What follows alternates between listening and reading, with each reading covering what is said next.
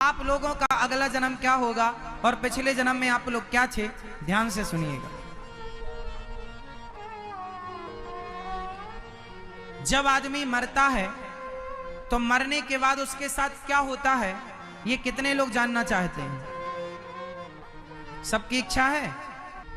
कुछ प्रश्नों का उत्तर अब आपको मिलने वाला है इस कथा से। जब हमारा कार्य पूरा होता है, जब हमारी मृत्यु का समय आता है, तो मरने के पहले ही व्यक्ति की आंखों में अंधकार छाने लग जाता है।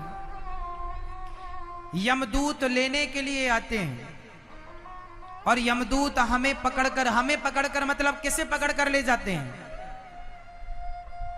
यमदूत किसे पकड़कर ले जाते हैं? जोर से। आपके शरीर को, आत्मा को। आत्मा कभी किसी की पकड़ में नहीं आती।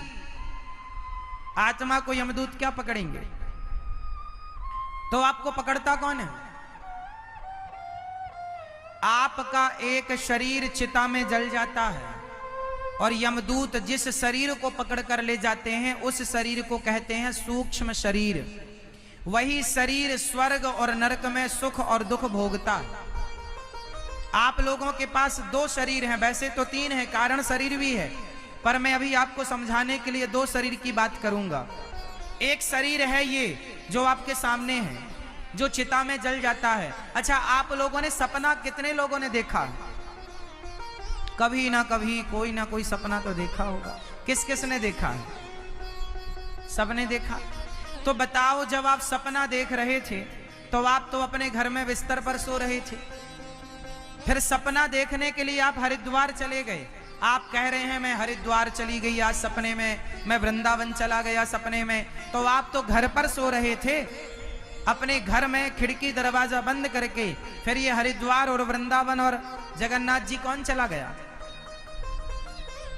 एक शरीर घर पर है और एक सपने में यदि आप जगन्नाथ जी गए तो एक शरीर जगन्नाथ जी चला गया, तो दो शरीर हो गए। तो जो घर में सोया था उसे कहेंगे स्थूल शरीर, और जो जगन्नाथ जी चला गया उसे कहते हैं सूक्ष्म। जिस शरीर से आप लोग सपना देखते हैं उस शरीर को क्या कहते हैं? जोर से। सूक्ष्म शरीर। सूक्ष्म शरीर कहते हैं उसे। तो यमराज यमदूत किसे पकड़ते हैं?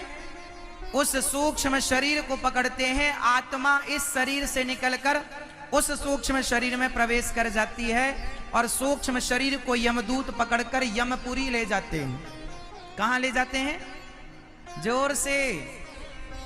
यमपुरी। वहां पर यमराज आपको बिठाते हैं और आपका पूरा हिसाब पूछते हैं, जन्म से लेकर मृत्यु तक आपने क्या क्या किया। यमराज के यहां भी बड़ी व्यवस्थाएं हैं। आपका सारा पाप सारा पुण्य वहां रिकॉर्ड होता है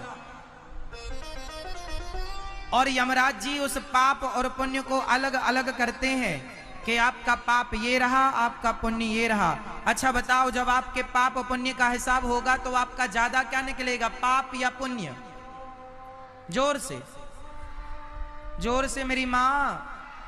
पाप निकलेगा। फिर भी पाप नहीं छोड़ रही हो मेरी मां, फिर भी पाप करना है। जब यमदूत यमराज जी हमारा हिसाब करेंगे तो हमारा पाप अलग होगा और पुण्य अलग। माना कि किसी का पाप निकला 5 किलो और पुण्य निकला 100 ग्राम, तो यमराज कहेंगे 5 किलो जो पाप तुमने किया है पहले जाओ और 5 किलो पाप का दंड भोगो। उस 5 किलो पाप का दंड भोगने के लिए 84 लाख योनियां हैं। कुत्ता बनो, बिल्ली बनो, सुअर बनो, नाली का कीड़ा बनो, आप लोगों को बनना है। आप लोगों का पिछला जन्म क्या था? आप लोग पिछले जन्म में यही 84 के चक्कर में भटक रहे थे। कभी कुत्ता बनकर, बिल्ली बनकर, चमगादड़ बनकर, कभी शेर बनकर, हाथी बनकर के, मेंढक बनके, कहीं सांप बनके, कहीं कुछ बनके, ये भटक रहे थे आप लोग। 5 किलो पाप को भोगना तो पड़ेगा। तुम्हारे दादाजी तो भोगने आएंगे नहीं, ना तुम्हारी माँ आएगी, ना तुम्हारे पति आएंगे, ना पत्नी आएगी, ना बेटा आएगा। तुमने किया है भोग। पति अलग है, पत्नी अलग है, यहां संग रहते हो, यहां के बाद सब अलग अलग। हिसाब किताब कर्मों के अनुसार, कोई संगी साथी नहीं है। तो 5 किलो पाप को भोगने के लिए यमराज ने हमें 84 लाख योनियां दी, मच्छर बनाया, मक्खी बनाया, नाली का कीड़ा बनाया।